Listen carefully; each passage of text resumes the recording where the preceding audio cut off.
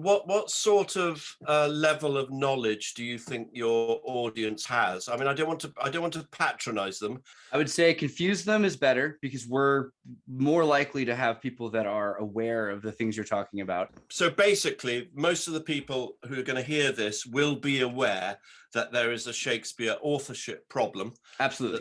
There's just a thought that occurs to me, is that that things are very odd at the moment in the world, and there's a lot of, I believe there's a great deal of deception going on. And what interests me a bit about this is that this seems to be a very early example of the type of deception that is using very often the very same symbols, the very same ideas to hide things, possibly even to jeer at us, that we're seeing in the modern world apropos of all sorts of things. I mean, modern politics. Hey, everybody, tune in to Recent Tartarians. Recent Tartarians. Recent Tartarians.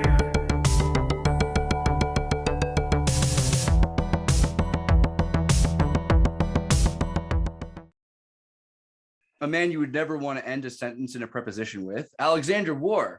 Thank you very much for making the time to come out. The leading expert, as far as I've been able to research, on the Shakespearean Antistratfordian authorship problem, as well as being from a family of writers and probably an expert in every way on the idea of literary phonology and writing itself, someone who could probably look at a piece of writing and tell you who wrote it. Well, first of all, thank you very much for allowing me to be on your podcast. That's very kind, and I'm honoured, and I'm slightly embarrassed by your flatteries. I don't think I'm nearly as expert as you think I am. I'm just someone who's been very, very dogged and smelt a rat quite a long time ago, reading books on William Shakespeare, traditional authorship biographies of William Shakespeare, and realizing that there was a massive hole in it. I was absolutely by no means the first person to realize that there was problem, but I got my jaws into it, my teeth into it, and couldn't let go, because I knew it was wrong. I knew it wasn't just wrong, it was flat out silly what was being said about William Shakespeare. This idea that he was a man who had written all these magnificent and incredible and learned plays, and yet had no evidence of an education, no evidence that he was bright in any sense, that none of his family seemed to be able to write, etc., etc., etc. So, like a lot of other people, I just locked into that, and it became something of an obsession. One could even say I rather tipped up the whole of my career in order to pursue this. At the time I started it, which was about 10 years ago or so, it was still considered a very vulgar, very stupid thing to be, and a so-called anti-Stratfordian, that is to say, someone who doesn't believe that William Shakespeare was William Shakespeare of Stratford-upon-Avon. So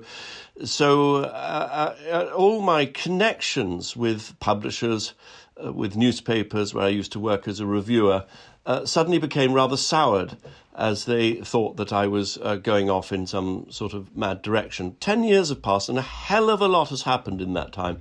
And I think it's now, oddly enough, far more respectable to be saying that Shakespeare was a pseudonym. People have been so afraid to look into this for 400 years that it's waited this long. So I appreciate your passion and confidence to make this available for the people. Do you remember when you first realized that Shakespeare was probably not himself? I think I was in third grade, and there was Scholastic Book Fair came to town, and they showed us the Mask picture. And I was convinced at that moment he probably wasn't a grammar school educated guy. What do you think you first started to think? Yeah, look, I get a very strong feeling that your skepticism came in an awful lot earlier. I mean, I remember sitting, I suppose I was about 11 or 12 years old, at the table with my family, and my the father told me for the first time I'd ever heard it that there were people going around saying that William Shakespeare was someone else, probably Francis Bacon. And my mother shut him up immediately. My mother, very keen on Shakespeare, and used to be able to quote yards of it, and said absolute rubbish, completely silly, and one didn't sort of bother to pursue it. But I remember pricking up my ears and thinking, that's really interesting, and wanting to follow it. When I was about 18 or 19, I suppose, I started reading biographies of Shakespeare and realizing how badly they stank, how little evidence there were. But it's not really till you get into the history of that period, the Tudor period, when you realize that there is so much about all the other writers. I mean, there's no excuse for there being nothing about Shakespeare, none whatsoever. So then, as I said, I became like a sort of truffle hunting pig and went on and on and on. Now, in the olden days, well, about a lot of things, people say, if you want to get to the bottom of a mystery, you follow the money. Well, there wasn't exactly much money that I could follow very easily, but I took a different path, which turned out to be an extremely rich seam, a very rich mine, which was to say, well, there's no money to follow, but follow the burials, follow the churches. Have a look very, very hard at that rather mystical statement that appears on William Shakespeare's memorial in Stratford-upon-Avon, which nobody really seems to understand or know what it means.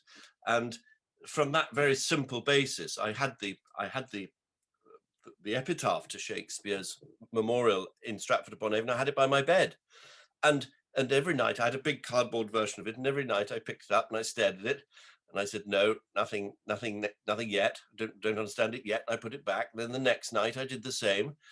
Every night for about a month or 2 months, and suddenly I was looking at it one night, and I saw this space, this gap between the word "with" and the word "in." So on this monument it says, "Stay, passenger, why goest thou by so fast? Read if thou canst, whom envious death hath placed within this monument, Shakespeare." And I thought, why the hell is that gap there? Why isn't it within this monument? Well, a lot of people have said it was just a mistake. It should have said within, not within this monument. And then they started inventing the most fantastical excuses, saying that Shakespeare was buried in that monument. Well, that's rubbish, because the monument is stuck on a wall. It's a wall plaque. There's no room possibly for a body to be in it.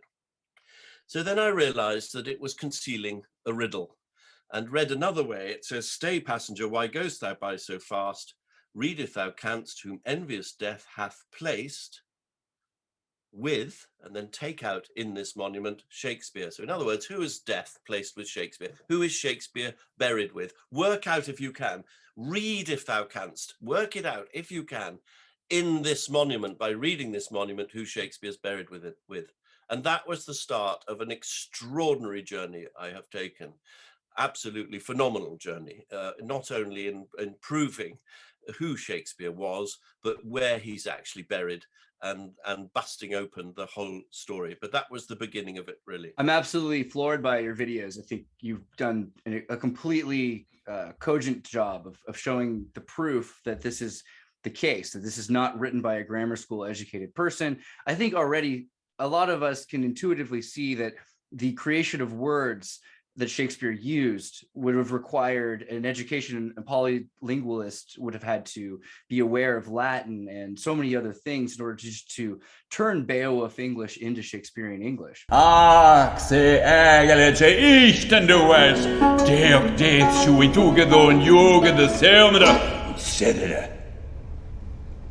That's absolutely right, and marry that to the fact that William Shakespeare of Stratford knew nobody at all. So you've got these plays that are absolutely full of legal writing. Did he know a single lawyer? Not as far as we know. We've got these plays that are absolutely full of jokes and ideas about the court and how it behaves and the majesty. And did he know a single person in the court? No. They are full of scholarship. Did he know a single scholar of those days, who, by the way, were all often grouped together in the same rooms under the same patrons? No, he didn't know a single one. And even more extraordinary, perhaps, is, did he know another poet or another playwright? Well, the Stratfordianists sometimes say, oh, he knew Ben Jonson, but there isn't actually a single piece of evidence from Shakespeare's lifetime, that's to say from the lifetime of William of Stratford. There's not a single piece of evidence that showed he knew a single other playwright. And yet, if you look at the lives of all those other playwrights, you find they all knew each other. And one of the most extraordinary things about it is they all knew the Earl of Oxford. And if you want to tease a Stratfordianist, you say to him, there's just one little problem with your theory that William of Stratford wrote these plays. They're already getting cross if you put the question like that, by the way. But one little problem with your theory. And they say, what's that then? And you say, he didn't know the Earl of Oxford.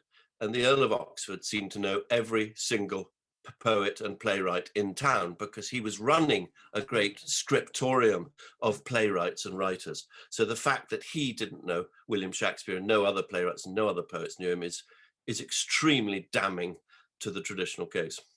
So it's pretty interesting that, you know, you mentioned legal knowledge, polylingual, you know, or etymological understanding, things that probably this guy, Stratford educated kid, couldn't have understood. But we've also looked around other names. There's been talk about John Dee. There's been talk about Francis Bacon, like you said. I think that was where I had first heard it as a child. But then we start hearing more about De Vere, you know, this brilliant poet who, I mean, there's a better way to describe De Vere than the most educated man at the time and the most popular. Well, how would you describe De Vere, and what is his place in all this?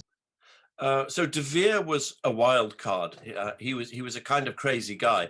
I would think of him in terms of Byron, Lord Byron, the poet, a little bit in terms of my own grandfather, Evelyn Waugh. I mean, these people who were sort of really quite tricky, difficult people, but they were geniuses, and at the same time had a large amount of very, very loyal friends around them, despite the fact that the press and people loved to say that they were complete shits and misfits.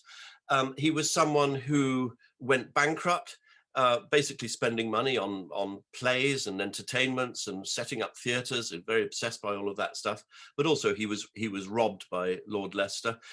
He was very highly rated in his day as a poet and playwright. This is another odd thing. So if you go to a traditional Stratfordianist and say, look, we've got 2 or 3 references here from the day saying he's the best playwright in town, what's happened? And they say, oh, well, all his plays have disappeared. They've all been lost, you know, really extraordinary. So you have the so-called greatest playwright, according to his contemporaries, with all his plays have been entirely lost. And then on the other hand, you've got this absolutely unique, complete collection of 36 plays that came out in 1623 as the great folio of William Shakespeare, attributed to a man who is totally absent from the literary records of his time. So it doesn't take a genius to think, well, maybe the lost plays of Edward de Vere are the plays of the lost man, William Shakespeare. Shakespeare grew up in a household in the town known as Stratford-upon-Avon, a household where no one really knew how to write. The family would sign official papers with a mark and not with a name, which could be an indication of illiteracy. Even further, in this critical and definitive text devoted to the subject of Shakespearean authorship, author Frank Davis is shown as proving William Shakespeare was indeed illiterate, showing that every single recorded and known signature of Shakespeare was completely jumbled up scribble and bared no resemblance to the spelling of his actual name. Do you think the greatest, most clever author of all time could have difficulty spelling his own name? Well, it's interesting when you start to think about the education of De Vere, right? I mean, he was educated in the Cecil House. He had tutelage from Italy and from places where the original versions of these plays, I mean, Romeo and Juliet's about Verona. I mean, so many of these plays are from stories a century earlier that had been brought and translated, and you can even see there are Latin translations done by De Vere or in the publishment of De Vere, correct? So people who are anti-De Vere, and this happens quite a lot on purely emotional grounds, because he was an English aristocrat, so they assume straight off that he was privileged, etc., and all the things that modern people hate. So people who are anti-De Vere say, well, he's very egocentric if he wrote all these plays, because his favorite writer in the world was Ovid. And when Ovid's Metamorphoses was first published in English, the translation was made by his uncle, who was called Arthur Golding, who at that very time was also his tutor. So he became very, very obsessed with Ovid, and everybody knows, all the scholars know, let's say, that Ovid is the favorite playwright of William Shakespeare. Now, Ovid calls his most famous book The Metamorphoses, and it's about changing, you know, people changing into animals and everything changing. And the very sort of end of Ovid's Metamorphoses, he totally disappears. He himself metamorphoses into his works. And that is precisely what Shakespeare did. He disappeared and turned himself into his works. It was actually a very noble and a very, in some ways, a very tragic thing, but a very inspired thing to have done. And so what he did was he put he washed his dirty linen, if you want it that way. He put his whole life, all the sordid parts of it, as well as the greater parts of it, into his plays. And you can look at those plays and see straight away that they are extraordinarily autobiographical. I mean, just to give you a few very obvious examples. So Edward de Vere is in Venice when he's told that his wife has betrayed him. And clearly this is exactly what happened to Othello. Now, Othello murdered his wife, but Edward de Vere didn't. But he repudiated her and behaved very badly, and like Othello, was extremely sad and sorry afterwards. Now, so obsessed is he with this problem and the way he dealt with his wife, that it's not just Othello, it's not just one play. He does it 3 times. He's part of this sect, if you like, that believes that everything in threes is perfect. And so he writes the play Cymbeline, about an Englishman who goes to Rome, who believes his wife is unfaithful and then grovels in apology. He writes a play called Winter's Tale, which, by the way, is punning on the French idea of le conte d'hiver, which means, if you speak French, the tale of winter, the winter's tale. But of course, it sounds very like the tale of Vere, the Comte de Vere, which is what's going on. And it is indeed extremely autobiographical. Once again, there's the king who believes his wife has had a baby that isn't his and gets absolutely furious and then grovels in apology. This is precisely what happened to Vere. And so on and on and on this goes. I mean, if you look at King Lear, for instance, there's a play about a man who gives his ancient patrimony away to his 3 daughters and then regrets it terribly when things go wrong. What did Edward de Vere do? He gave his ancient patrimony, that's to say, the castle at Hedingham, that was the family seat since the Conqueror's time in 1066, and he gave that away to his 3 daughters, and it all went pear-shaped. I mean, I could go on, but you know, even the lesser-known plays are extremely autobiographical. So he is, if you like, confessing his life through his works, which is precisely what Ovid did, his great champion, the writer that he admired best. I think we mentioned earlier, I don't know if we mentioned on this show, but Evelyn, your grandfather, was one of the favorite, if not the most influential writer on Bill Buckley, who's, you know, in America, I think he's maybe still remembered to an extent, but he was known as a man who wrote Black Guy. Blackie was a spy. He was a skull and bones, Yale educated Catholic who wrote about CIA operations that he had. He was the Anderson Cooper of the 50s.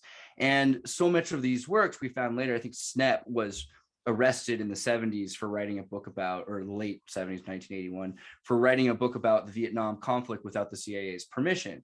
And so they took back and sued him because out of contract, they said he didn't reveal anything illegal, but that he had illegally violated his contract to ask them for permission before he published things.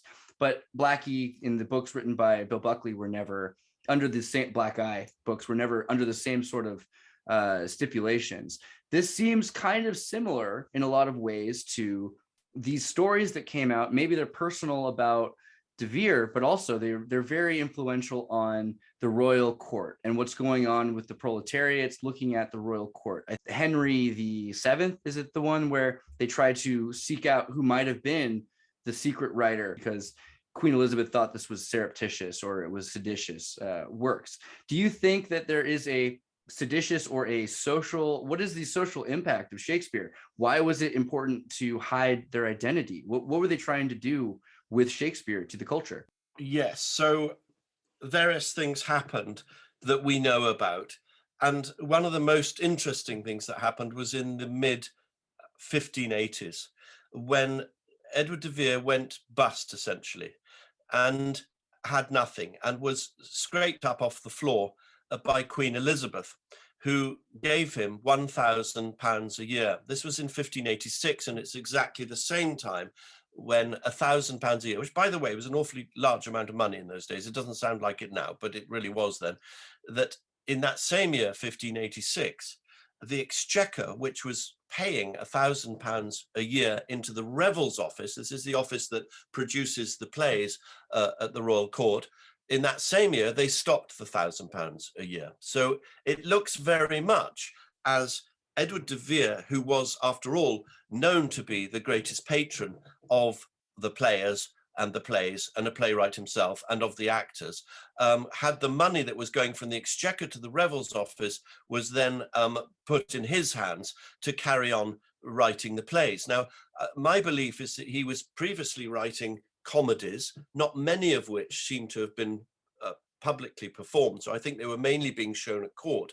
And from 1586, we suddenly get this knowledge of, because Thomas Nash tells us, the writer Thomas Nash, knowledge of what is called a secret policy of plays. And Nash, in his description of this, says that people, important people such as courtiers, lawyers, captains, scholars, they're all going off to the theatres and during the daytime and just arsing around and getting drunk and wasting time. So what are we going to do? We're going to make these plays really clever, really important, really inspiring, and we're going to make them history plays.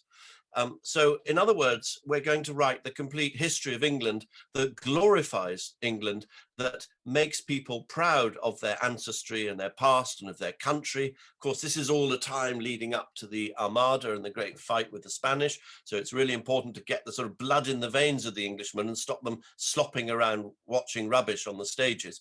And so it becomes a government policy to do this. And it seems to anyone who's looked at it that Edward de Vere, because of the money I just mentioned and because his position within the court and within the theatre world, was the man who was essentially running this scriptorium. And out of that come the Shakespeare plays, so the Shakespeare history plays. So I think that that Vere can't therefore either be exposed or punished when he's a bit too funny or a bit too quipping in some of those plays. So it's a slightly delicate situation with the Queen and Walsingham and high up people in the court who are admiring his amazing talent and what he's doing and his ability to rouse the British spirit, but at the same time are quite wary of him because he is a loose cannon. Are you familiar with MK Ultra and Tavistock and some of these, movements of media financed by the government? Yes, and I find them rather shifty.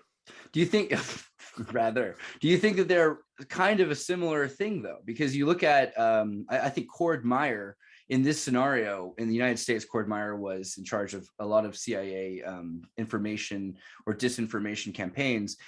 He would still have to work with someone who was a literary genius like Bill Buckley. So it seems like you have this Cord Meyer is this Bacon-like figure, a liturgical, he's a lawyer, he's interested in, but if he had written the history of England, it would have been King Arthur, and it would have been a bit beige. And you look at De Vere's writing style and his eloquence, and it wouldn't have been possible to work alone. Do you think that there's probably a team of people working to make this possible?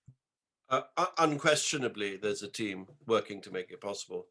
And I can hear very easily Thomas Nash, who was the most brilliant writer of his day in terms of being rude, of invective, of throwing stuff. I mean, he comes pouring out of the Shakespeare works, and lots of people have said they can detect here and there the hand of Robert Greene, the hand of John Lilly, the hand of Anthony Mundy. Now, we know for a fact that all of these people were servants to the Earl of Oxford.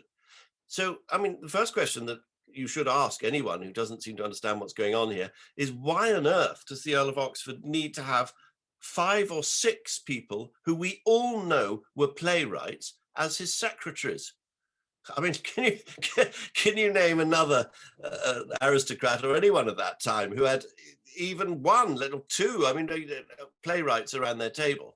Well, so, there's a scene in Young Indiana Jones where he comes in and sees the Nancy Drew authors, but there's 100 ghost authors just working and hacking away at typewriters to get the work out. Do you think it was like that, or do you think De Vere was the monopoly of the agenda? No, I do think it was like that, and there's nothing dishonorable about that. I mean, it takes away the idea of this one sole supreme genius with a sheet of paper and a quill all on his own in a room working it all out.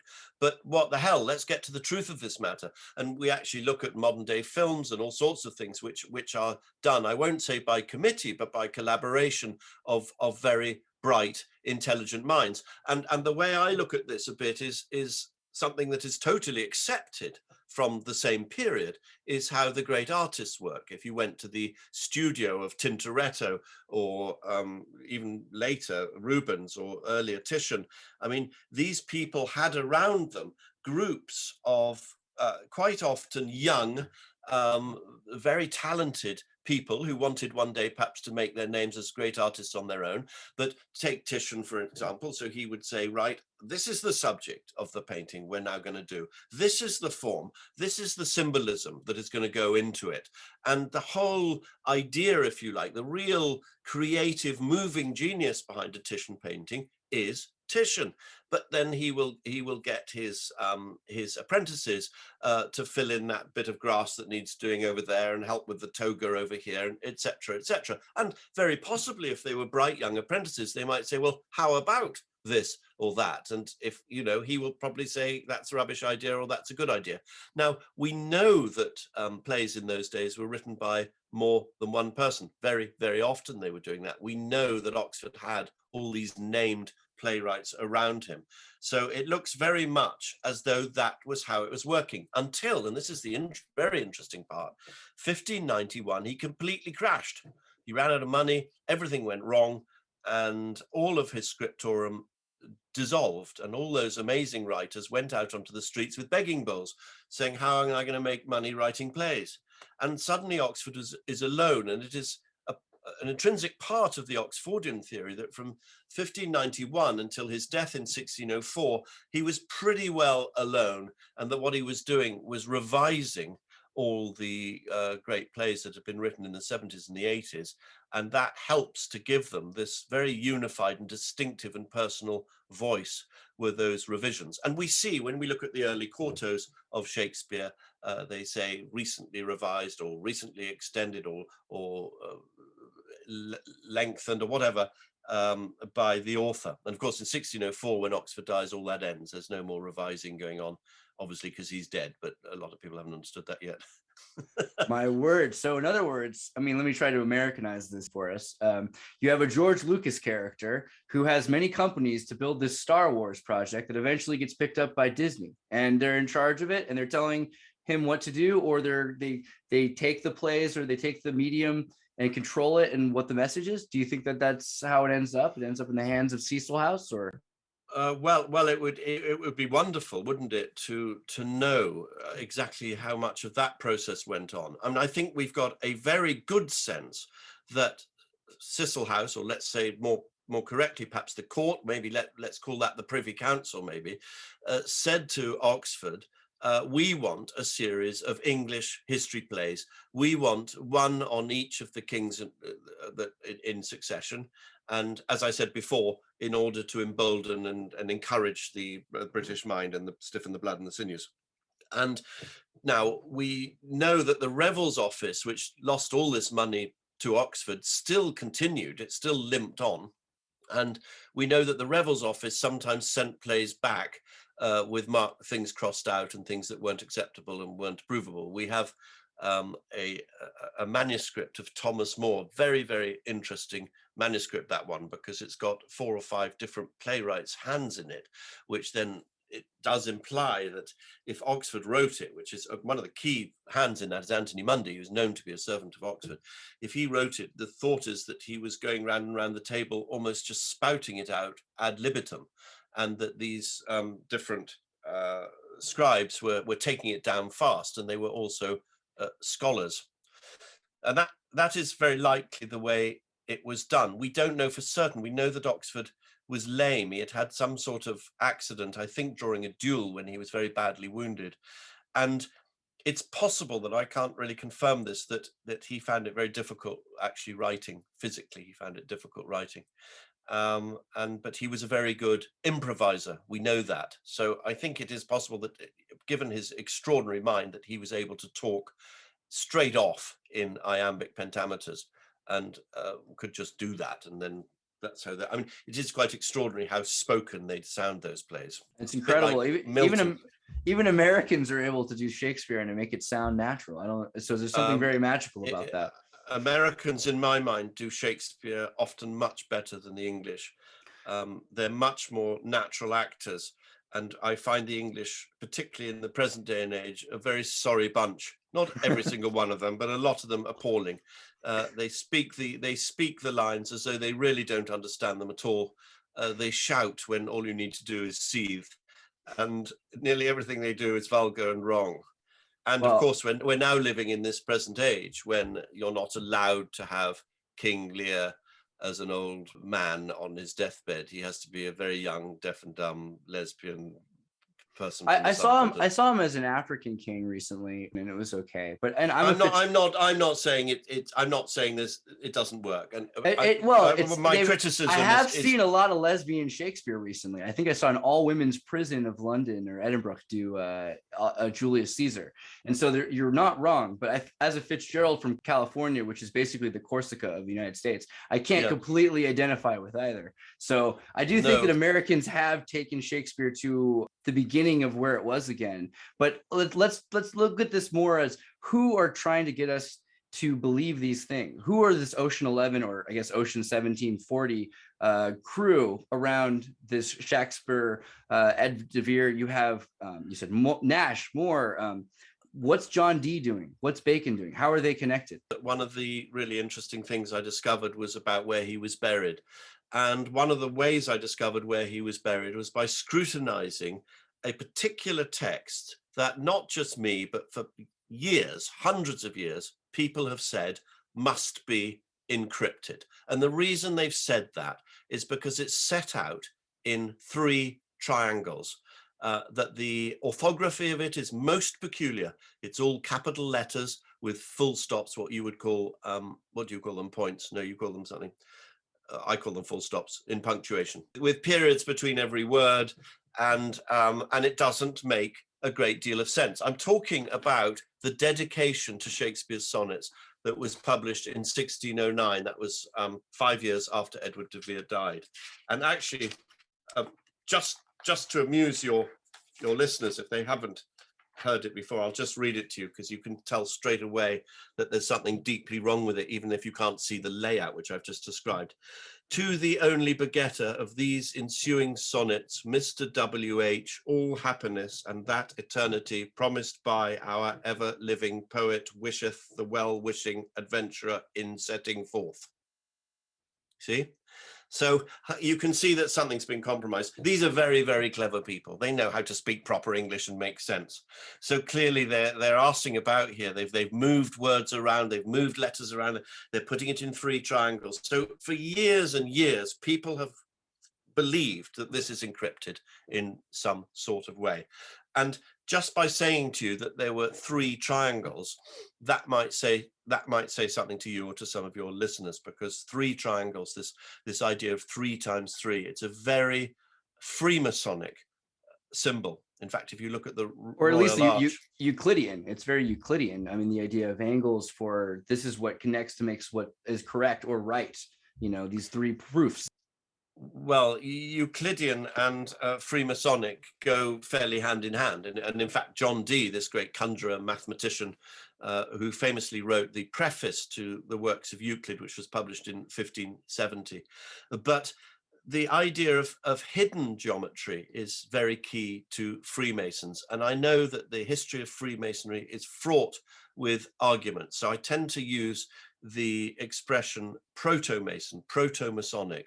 So we're just slightly before the Masonic movement becomes official, but what we can see very, very plainly is exactly the same symbols are being used, the same numerical interests. So there clearly was a movement that was thinking very like the Freemasons before we officially started saying the word Freemasons to one another. We know about the Rosicrucians, for instance, who seem to pop up in about 1614, 1612, but there's clear evidence that John Dee, just by the symbolism alone that he's using, was connected to that group even before it existed, and even though we think it didn't appear till after his death.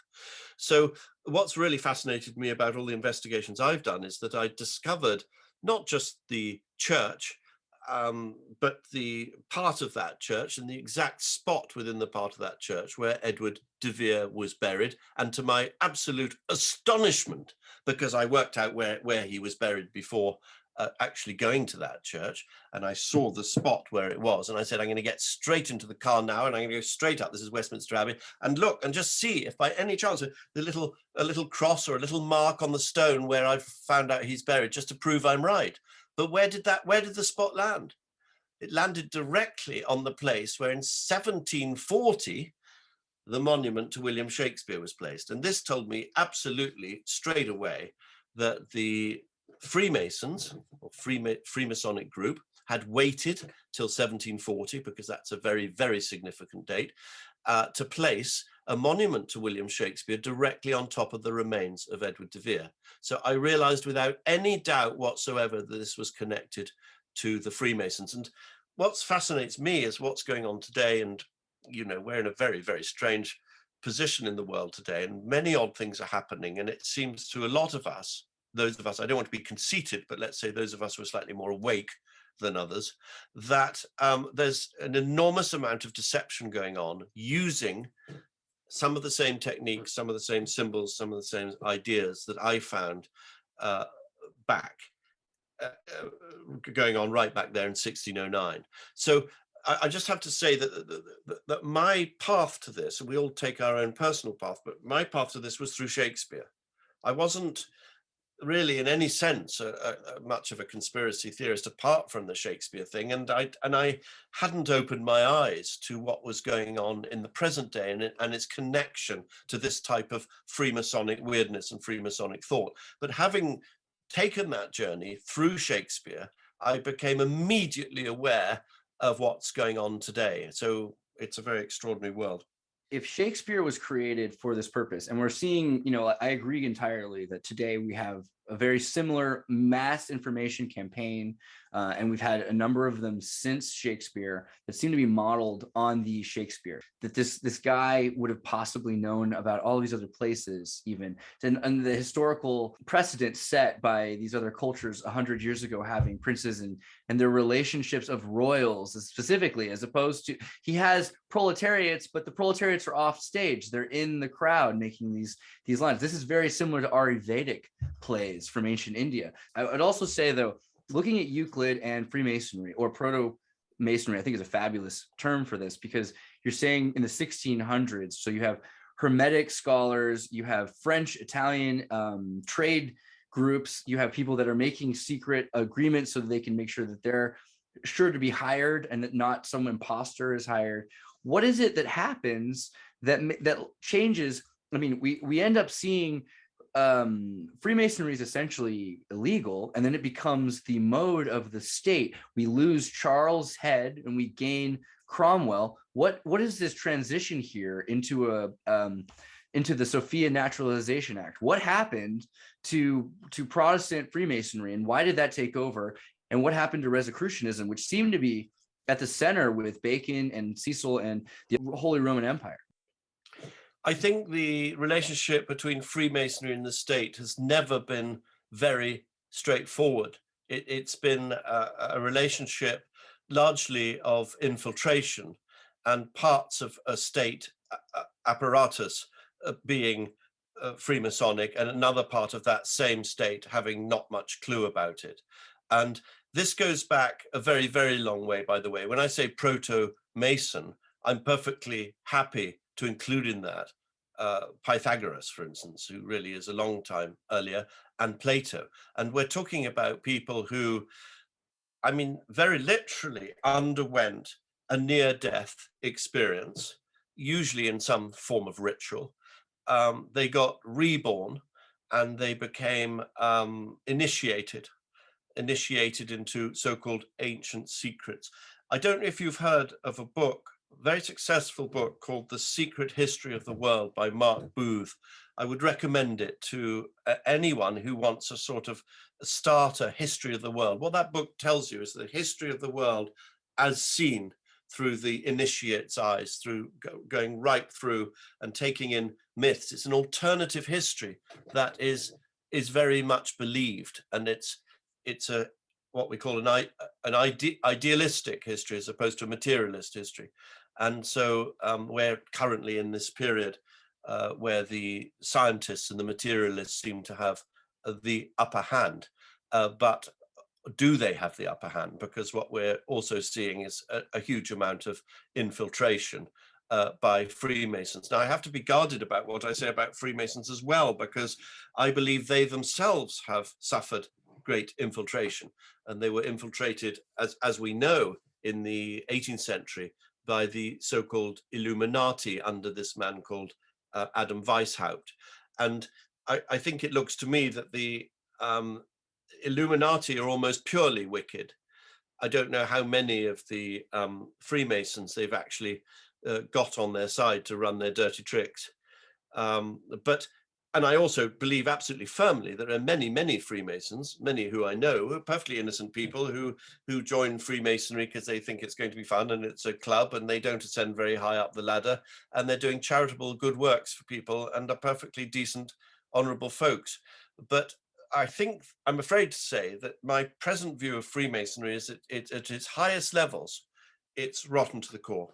And I'm afraid I think the same about the Catholic Church, the Anglican Church, and nearly all of the Western governments. We don't even have to mention the governments of China and Russia because they've been so rotten for so long.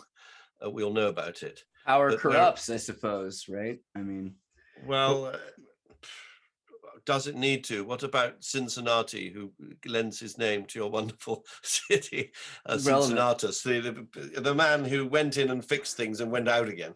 And that's the way it should be.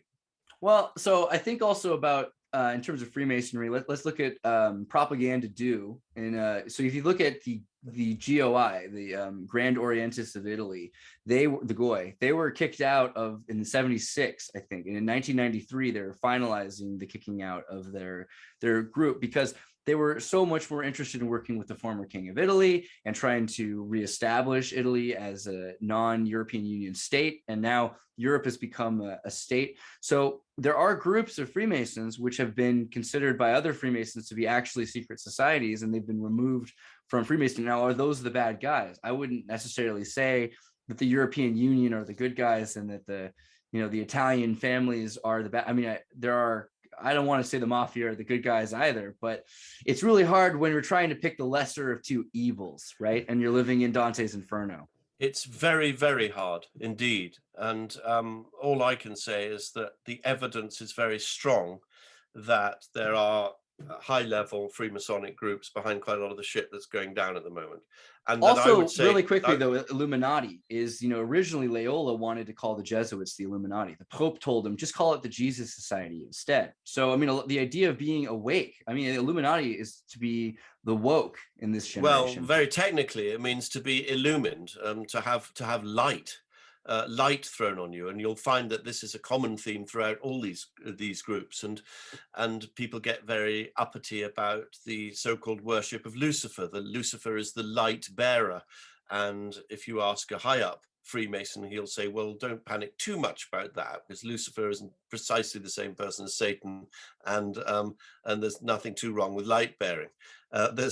There's a great deal of enthusiasm, one might say even more enthusiasm than some people would warrant, for the sun as the solar god, etc., etc. So the Illuminati are following the same path in the sense that they're claiming a righteousness through light, through illumination, and through the sun, through looks.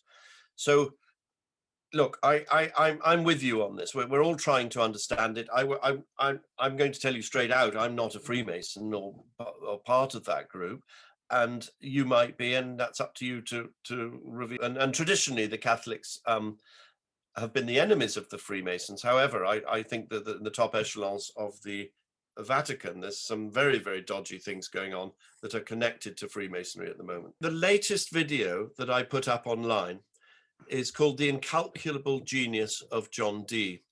And because my videos have been, in a sense, a work in progress, I'm lucky that I haven't found too many things that I actually think are wrong or repudiate, but I have been refining some of the thoughts and ideas. And that is my latest statement on what you've just mentioned, which is this idea, which might sound appalling and boring and embarrassing to some people, that Shakespeare de Vere was associated with the number 1740. This goes back to John Dee, who we've been talking about a little bit already. who said that everyone should meditate on the number of their name and connect it to the Trinity. And that sounds reasonably easy, because we know that letters and numbers are often interchangeable. A is 1, B is 2. You can play it however you like, or you can look at the letter lengths of your name and somehow whittle it down to 3 and say, great, well, I've done that now. 3 is Trinity, and I can see the connection between my name and 3.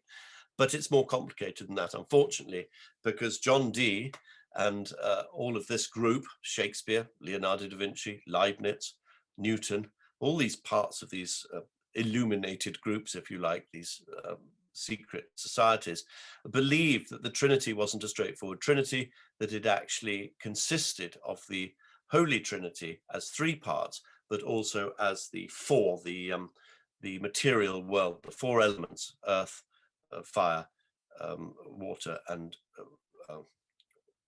sorry, my brain's gone fuzzy. Air. The air. Thank you, Andreas. You're concentrating at least. So no, it's this very, very fascinating idea that, as Dee keeps expressing it, and other people at that time, is that quaternary, i.e. the elements, are concealed within the ternary, i.e. the Trinity. So what he's actually saying is that the world, the material world, is actually part of God, that we are divine. And this goes back in some ways right back to Plato, and to Pythagoras, who we've talked about, and to Hermes Trismegistus, particularly the idea that our mind is God's mind. Our bodies are also a part of the material world, a part of the Trinity. So back to the idea of the number of your name, that you need to connect to the Trinity. It's, as I said, it's more complicated, because the Trinity is now a 4-fold, 3-fold Trinity. You have what you see, the 3 part, and the concealed 4 part. I mean, this is such a visual thing that I would urge your listeners, if they're curious and interested about that, to have a look at that video I put online called The Incalculable Genius of John Dee, because there I explain exactly how Bacon, how Shakespeare chose the number of their name, and how it all connects, and connects to the name Shakespeare too, which is mirroring the name Edward de Vere and the number of his name. Here is the title page. Should I get rid of this bit? You probably don't want to see that. I love this bit. Are you kidding me? This is great. This is huge. This is the title page of Shakespeare's sonnets that I was talking about. Now, a man called Alan Green, it wasn't me, but he noticed something really peculiar about this line. You see, I've drawn a line from the dot by the big G at the bottom, and it goes up to the D of it. There's a dot just by the D of imprinted. See that line? And by the way, before you already know that a big G is often associated with Freemasonry straight away. The other thing about Freemasonry, of course, it's to do with hidden things, hidden geometry, for instance. Well, there's an incredible hidden geometry right here. If you look at the bottom of the page, bottom half of the page, you'll see that it has those 2 horizontal lines that go off from left to right, if you like. And then at the bottom, you've got to be sold by William Aspley dot. And at the very bottom, you've got 1609 dot. Yeah. Well, this guy called Alan Green. Oh, look, I've got it. I've worked out how to do it. I pressed the mouse. Okay. So I'm really sorry. Let me resume. You'll see what's happening there. That we actually have 4 hidden perfect right-angled triangles just by joining the 2 ends of that line from G to imprinted dot to the line ends and to the dots at the bottom. And if you know anything about maths, you know about Thales' theorem, that if you've got right-angled triangles coming off the same hypotenuse, what you've got there is points on a perfect circle. Sorry, that is the sign I've just brought up there of known as the triple tau. And you can see, I pressed it rather quickly, but you can see that we call it triple tau, so we think it's 3 taus, that's 3 t's, but actually there's an upside down t. That you don't probably think about, but it's right there in the center. So this is a perfect symbolic representation of the Trinity with the quaternary that is hidden or concealed within the ternary. There's this perfect circle, if you see there, the points. And that's been hidden there. This was found by a guy called Alan Green. And I thought when I saw it was one of the most amazing things. And that tells me, by the way, straight away, that we've got Masons involved, Freemasons. Freemasons love nothing more than geometry, and they love nothing more than hiding things. What have we got here? Hidden geometry. straight away. And look where one of those key points is down there. It's by G. You remember the great sign of Freemasonry is a G in a square and compass. So then I worked out that if you come down through the stem of that P of Shakespeare's, you go right through the centre of that cross that I've just made. And so this gets more and more interesting and intriguing what's going on here, because what we found here, hidden all this time, is the famous Chi Rho symbol, the symbol of Christ. Christ, of course, says, ego sum veritas, I am the truth. So what truth is being hidden here? Well, the easiest way to work it out is to see where that symbol of Christ, where it's pointing. And you see there's several pointing bits on it. Before I go there, you just notice it's so brilliantly and accurately done this, that even the way it comes down through the centre of the P, that line, it goes just to the right-hand side of the capital N and the E of sonnets. That's telling us something is just a few degrees to the northeast, and that's very important in finding where Shakespeare's buried, which we may come to later. Then it goes straight down, it goes right into the centre of the circle, the centre of that cross, and then look how it divides the D of London down there. That's the initials ID, Eon D. Remember, there's no J in Latin, and John Dee often signs himself ID, right in the centre of a triangle, which is another way that he signs himself. So I think that's the signature of John Dee that's going on. He was the guy who created all of this amazing stuff. And then the line goes down to a dot just by where it says 4T. And that actually, funny enough, is what I discovered is where Shakespeare is buried. And Shakespeare's number is 1740. There's 17 letters in that line. And what, I don't know if I'll have time to show you this, but essentially you put this, you overlay this onto a map of the South Cross Aisle in Westminster Abbey, and that's the point that lands where he's actually buried. But just to show you, so there's your capital G that we're so used to seeing within the square of compass, the sign of the Freemasons, which is often interpreted as God, sometimes as geometer, who's the grand architect of the universe, which is the term that they use for the supreme creator of everything. So it's God. Now look where these little bits are pointing on the title page, the sign of Christ. Well, we see Shakespeare's sonnets by G, either they're by God, and look at the top right, DE, top left, VE, bottom right, RE, so they're by God and De Vere. This doesn't mean that God picked up the pen and wrote it, but it goes back to, again, this very Masonic idea, and actually an idea of St. Paul, that you create a creator or writer, or anyone who does anything, frankly, does it by the grace of God within them. They have the free will to write something, but they can't do anything without the inspiration and the grace of God within them. So what you're being told here, that Shakespeare's sonnets are by God and De Vere, and it's within this sign of Jesus, who is the truth, the Chi Rho symbol. And that's been hidden there all this time for 400 years, and there it is. And so fascinating. It's so incontestable. How can you even hide that? And if you think about, so there's so many levels there. First off, the quadrinity and the Tau symbol, I think you mentioned earlier, the Grand Arch Royal Freemasonry in England, their symbol is that Tau, that triple Tau with a hidden St. Christopher's upside down cross Tau inside the upside down Tau in the three Taus. So absolutely. There's so much there. Plus, when we're looking at this idea of De Vere saying maybe he has a rightful place, or someone has a rightful place in the monarchy, and then all of a sudden King James, James VI and the First. So the Scots are familiar with Freemasonry for a generation before England is, at least publicly. Many people say that James was a Freemason, and we can see this push for. He was undoubtedly a great supporter and patron of the Masons.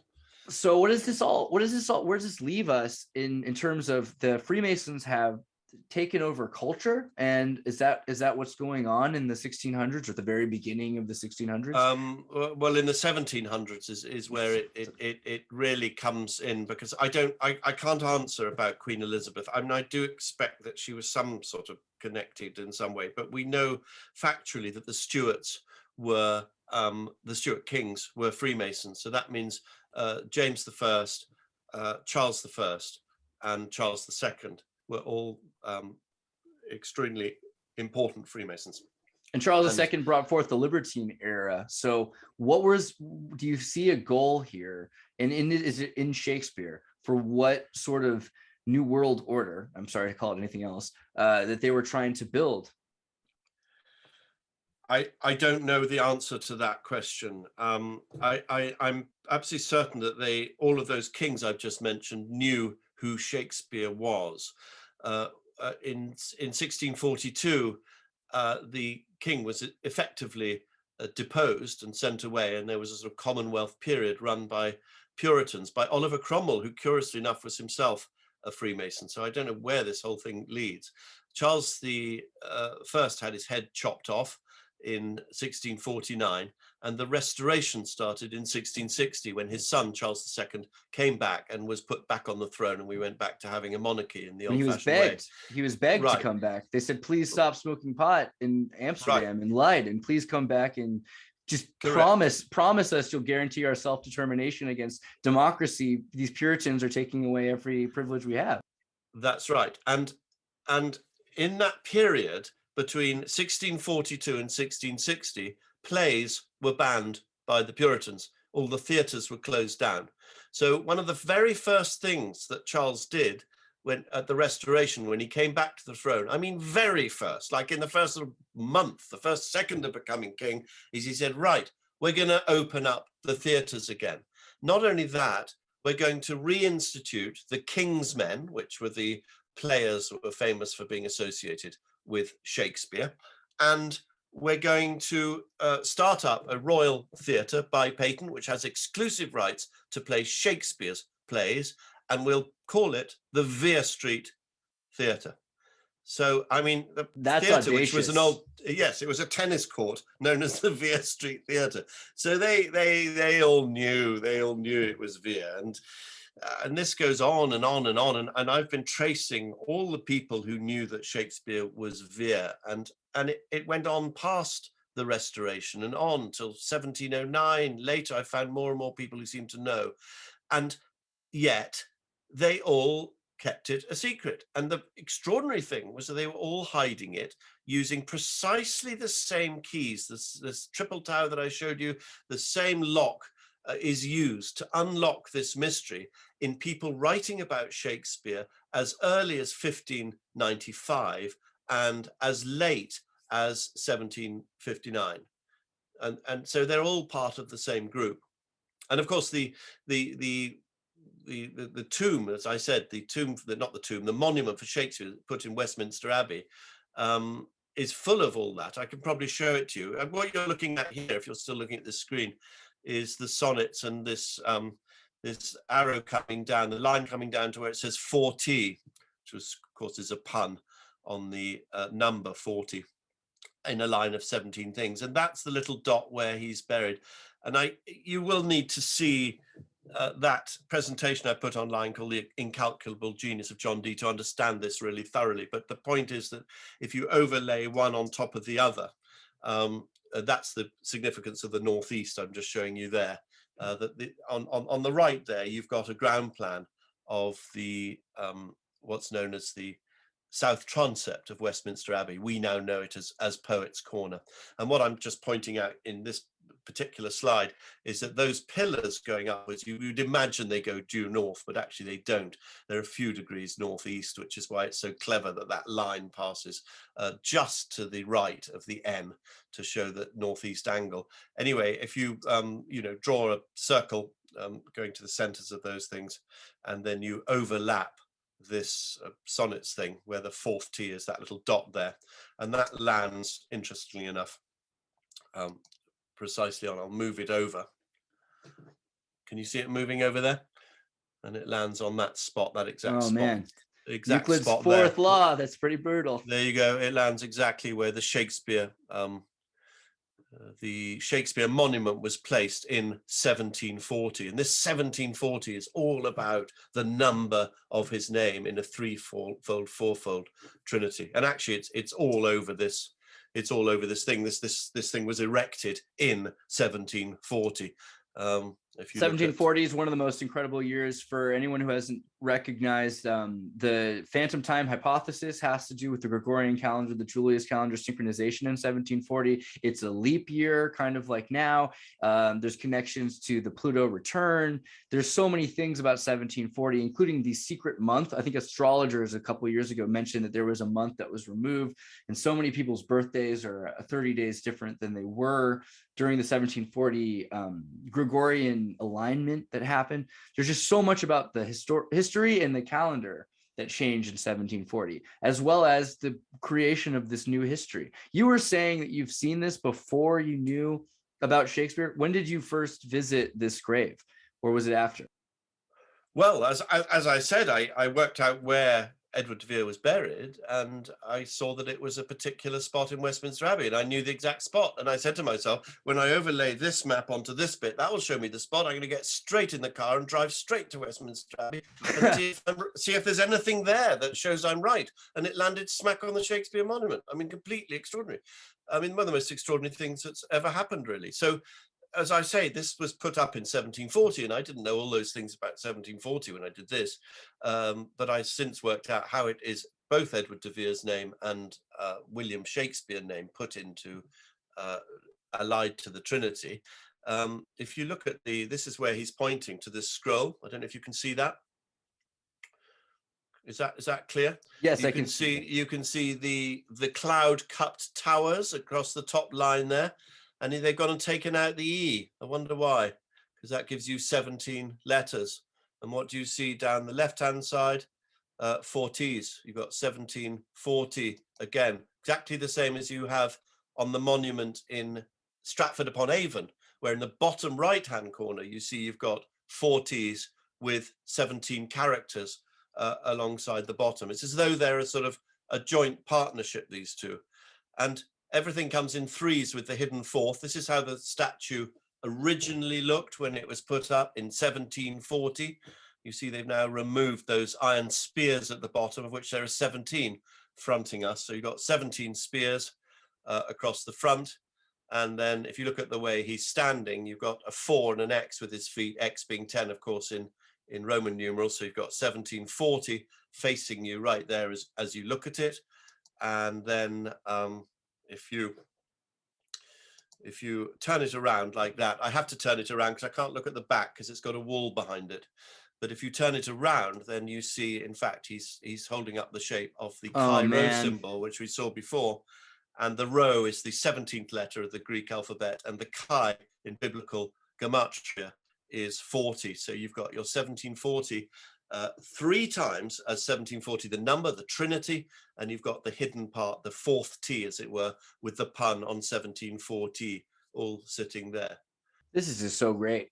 So thinking about the 1740 connection to John Dee and perhaps Sir Francis Bacon, and Sir Francis Bacon wrote, I did a video recently on New Atlantis, how posthumously when he died, without it being in the table of contents, in Silvum Savarum, they released his plan for a new world order on the new Western Hemisphere continent colonial schema. And you see a number of figures from the Rosicrucians and a few Scots that were involved with the prototypical Freemasonry going to America and starting to open the floodgates for non-puritanical Shakers and Quakers and all sorts of candlestick makers. Where does that fit? Do you think that John Dee, and why is it also that John Dee can be so occultist and Christian? Because I noticed that so much of this is about finding the G for the grand architect or God, or finding the symbol for Jesus. Jesus comes up for John Dee and for Ed de Vere too often not to be important. So it starts with the belief that God created the world using letters and numbers. In the beginning was the Word. In the old Hebrew myth, if you want to call it that, there's a quarrel between various Hebrew letters to get the honor of creating the world through God. And therefore, to the scientific mind of the 16th and 17th centuries, the way to understand God is to look at his creation. As I've explained to you, they believe that God's creation, the material world, is part of God himself. Therefore, to get close to God, to understand God, we must study the material world. And that could be looking at ants through a microscope or looking at the stars in the heaven, but just to understand the material world is to get close to God. Now, on the side of that, so that's where Bacon is, and that's where Dee is very strongly. But beyond that, there is this idea of a sort of unification and a world run by elites. We're beginning to hear that now in the current climate. A world that is run by elites who have the same religious and aesthetic outlook. And now John Dee is apparently the one who coined the term British Empire. And certainly in what you've just described then about the New Atlantis of Bacon, it's again part of the same thing. And there are a lot of theories that America, and most particularly Washington D.C., for instance, in the street plan of how Washington was set up, that these are all the same sort of groups in different periods of time who set up America, and that America is essentially founded on principles that we can see running secretively in John Dee, in Francis Bacon, and in others prior to that, in England and in Germany. I've just actually read quite an interesting book, which I can recommend to you. It's called The Royal Arch of Enoch, by someone called Robert Sullivan. Quite a long book, but absolutely fascinating. The impact of Masonic ritual, philosophy in symbolism, and very much about the making of America and how that was done through that. So I hope I've answered your question as succinctly as possible. I can't believe anyone could possibly do a better job. I know that this is one of those things where you can't abridge this content into an American format and have it in less than 20 minutes. So I'm sure in the future, we're going to have to talk again. There's so much more I could wax on about with you. Lady Teresa, her book on Astolph and his visit to the Rus translated. I think there's so much more that we could look at in terms of the Tartar connection. You know, Shakespeare talks about East Tartary, Bacon talks about Tartary. There's so much about this idea of a new post-Merovingian, post-nepotistic foundling era that comes up, where they're saying we're going to get rid of the royals and we're going to have this ideology of the self-made man. But the hubris of believing that Shakespeare was a self-made man instead of someone that was built up is not just wrong, it's dangerous. And I hope that the work that you've done helps so many more people, and indeed this entire civilization, to know what's happening where some elite are controlling and persuading the beliefs of the layman. So I appreciate what you've shown.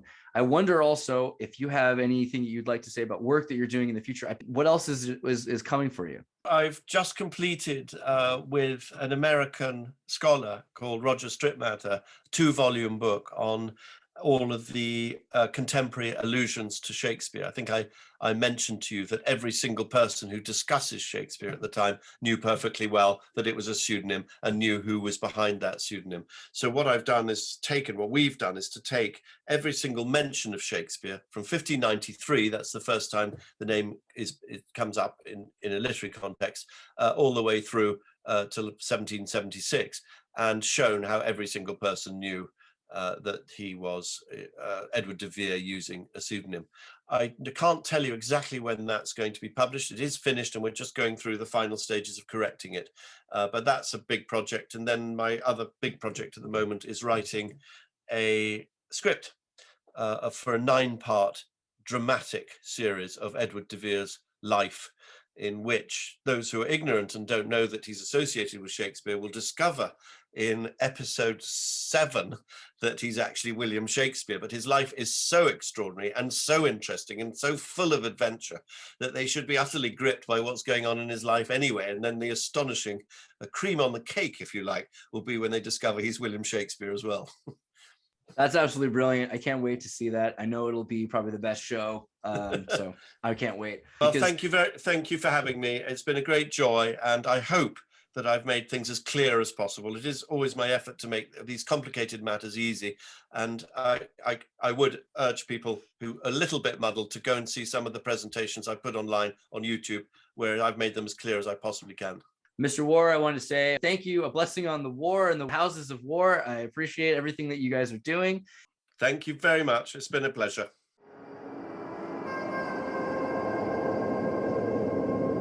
Hey, everybody, tune in to Recent Tartaryans. Recent Tartarian. Recent Tartarian.